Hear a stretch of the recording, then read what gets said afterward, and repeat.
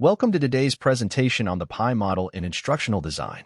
Over the next 10 to 15 minutes, I, Luis Gutierrez, along with my partner Hugo will be diving deep into this model's components and how it compares to other instructional design frameworks. By the end of this presentation, you'll have a solid understanding of how the P.I.E model works and its real-world applications. So sit back, pay attention, and take notes since you may need to refer to this model in the future as an instructional design professional. The goal of this lesson is to give Syracuse University students a 10 to 15-minute lesson on an instructional design model of our choosing. Today, we'll be covering the Newby, Steppich, Lehman, and Russell P.I.E instructional design model. Learning objectives. At the end of this lesson, you should be able to 1. Describe each of the components of the P.I.E model. 2. Define the environmental setting in which the P.I.E model was designed for. 3. Identify where P.I.E and IDE compare. And 4. Explain the strengths and weaknesses of this model and where it can be used. Please pay attention, since at the end of this lesson you'll be asked to take a small assessment to measure your understanding of the material covered. Before we get started, here is something fun and helpful to guide you with this lesson.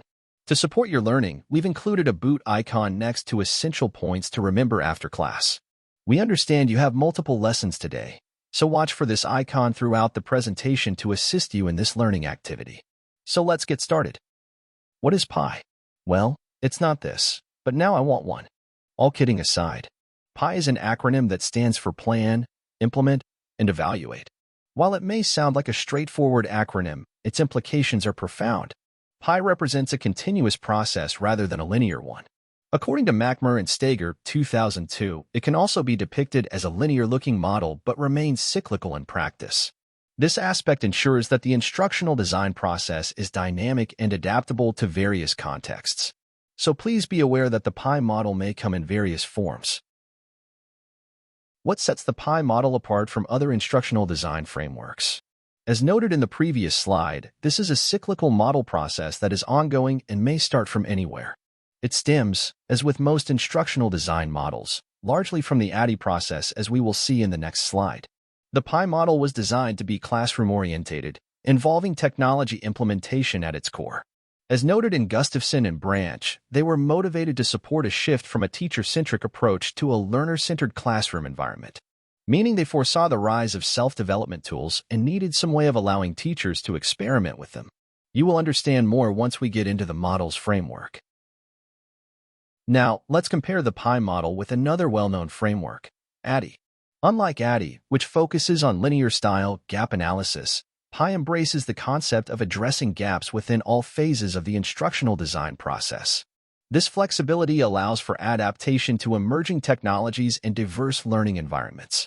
Quoting the 1999 textbook Instructional Technology for Teaching and Learning, authored by the creators of the P.I.E model, they describe the P.I.E model as having general rules that can adapt to fit each situation, rather than a rigid procedure that you must follow the same way every time. In other words, with the need to adjust to emerging technologies in the classroom, the authors wanted to provide something malleable yet easy to follow for various skill levels and topics. Within the P.I.E model, you'll find the IDE process embedded within its design. This includes analyze, design, and develop within the plan phase, implementation under the implement phase, and evaluation within the evaluate phase. This integration creates what the authors describe as a soft system-based approach that is accessible to users with varying levels of experience with instructional design models. Remember, technology integration is a key component of this model's design and thus needs to be simple and ready to adapt to the unknowns of emerging technologies. Let's now delve into the first phase of the P.I.E model, the plan phase. Here, we focus on three key components. 1. Identifying learning goals and objectives. 2. Analyzing the learner's prior knowledge and characteristics. And 3. Selecting appropriate technology for instruction. These elements lay the foundation for effective instructional design in the plan phase. Moving along to implementation, much like IDE, this phase entails determining timing, location, and methods. Resources, such as materials and the necessary technology, also come into play. Instructors in this phase monitor, facilitate, and manage the classroom setting, all the while observing and addressing this dynamic learning experience and improving on it in real time. Lastly, the evaluation phase entails assessing the effectiveness and efficiency of the instructional plan. Assessing students' performance is key to making meaningful changes. This can be done by using technology to collect data to assist teachers in reflecting on the learning experience provided. P.I.E Model Basics. This is the basic framework for visualizing the P.I.E model in practice. This framework helps guide teachers when designing instruction and can be a great tool for a novice instructor needing to create a class with little or no experience in lesson creation. The framework is focused on asking questions as if you were role-playing each part. Let's look at an example.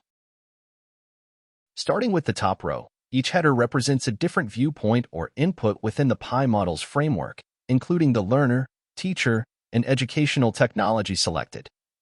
Moving to the left, you have the P.I.E model stages, which include plan, implement, and evaluate. This easy approach helps the instructor visualize in a matrix format what needs to get done at each stage in relation to the input provided. For example, where the learner and planning phase meet, you can see a list of 2 proposed questions to ask. What am I supposed to learn? And why am I here? These questions, as mentioned earlier, should be from the perspective of the learner, asking themselves purposeful and meaningful questions about the lesson's purpose and how they fit within its scope. Much like IDE, where you must define the audience, identify the knowledge gap, define the goals, and design and develop the instructional context around it, the same approach is being asked of you here. These questions may or may not be available for you since each scenario may differ, but the framework provided in this slide is a great one to start with. Moving on to where the teacher and planning meet, we can see that by asking, what should the student be able to do at the end of the lesson? What it's really asking is, what are the goals and objectives of this lesson, and how can you know when the task or mastery has been accomplished? Again, notice how the IDE process always comes back around introducing itself to the designer in a different light, with them in some cases not even knowing it.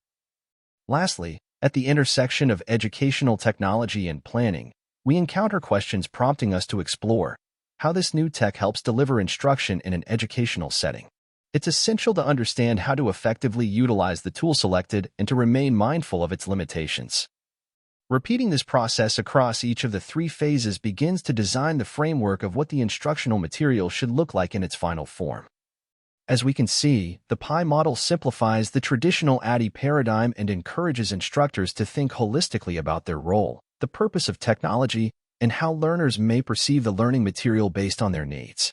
This is a taxing and iterative process that demands recurring reviews to identify gaps, but it's highly effective at moving away from the more linear method, which may be more suitable for advanced instructors and rigid material.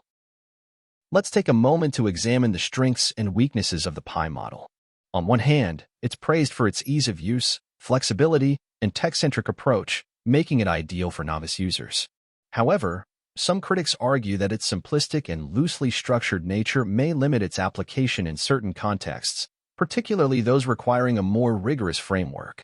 Note, each model comes with its own inherent implicit and explicit strengths and weaknesses, and it's up to the designer to inject their own level of creativity to bring every instructional material to life. So, where can this model be used? The real-world applications of the P.I.E model are vast and varied. In a formal education setting, it can be used to develop classroom lessons, design online courses, and facilitate corporate training programs such as onboarding and leadership training. And when it comes to an informal learning environment, it can be used to empower learners to create self-directed learning modules and participate in community learning activities, customized to their own interests. Lastly, it is important to remember that the P.I.E model is a flexible framework, and its specific application can vary depending on the context and learning objectives. The key is to use it as a guide to ensure that your instructional design process is systematic, intentional, and data-driven to improve on the material presented. Before closing this lesson and directing you to the assessment portion, let's recap what we've learned. By now, you should have a clear understanding of the plan, implement, and evaluate phases of the P.I.E model and how they contribute to the instructional design process.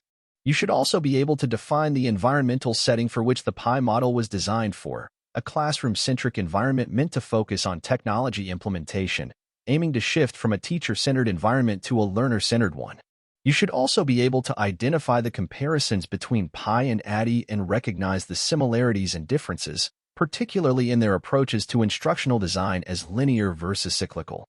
Lastly, you should be able to explain the strengths and weaknesses of this model and understand where it can be used.